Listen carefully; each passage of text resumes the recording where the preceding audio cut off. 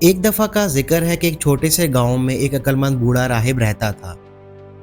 وہ اپنی ذہانت اور ہنسی مذاق کی وجہ سے دور دور تک جانے جاتے تھے۔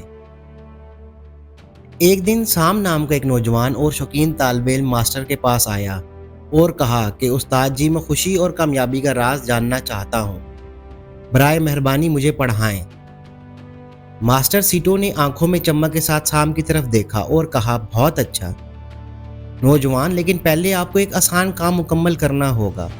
بازار جائیں اور سب سے بڑا رسدار تربوز خریدیں، پھر اسے اپنے سر پر اٹھائیں، اسے گرائے بغیر گاؤں میں چلیں۔ سیم حیران تھا لیکن پرعزم تھا۔ وہ بازار گیا تو ایک بڑا تربوز ملا، اسے اپنے سر پر رکھ کر وہ انتہائی توجہ کے ساتھ گاؤں سے گزرا۔ جب وہ گاؤں سے گزرا تو لوگ اس کی مدد کے بجائے اس پر ہنسنے اور اس کا مذاق اڑانے لگے۔ کچھ تو تالیاں اور اس کے اوپر مذاق خیز شکلیں بنانے لگے۔ آخر کار ایک مشکل سفر کے بعد سام ماسٹر سیٹو کی جھونپڑی تک پہنچا۔ تربوز صحیح سلامت تھا اور سام کو بہت سکون ملا۔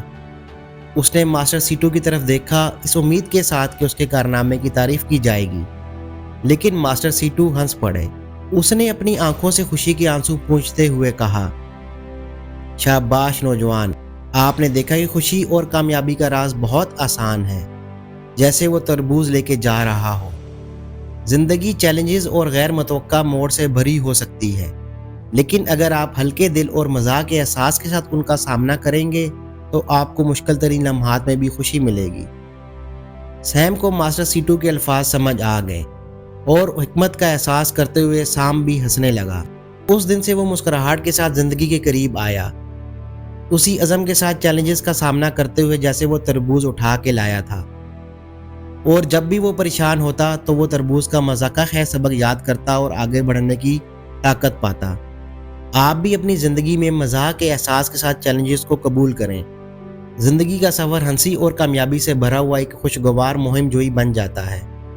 پرعزم رہیں لیکن خود کو اتنی سنجیدگی سے نہ لیں، اور جب بھی آپ کو مایوسی یا شکست محسوس ہوتی ہو، کچھ مذاق خیز یاد رکھیں جو آپ کے ساتھ ہوا تھا۔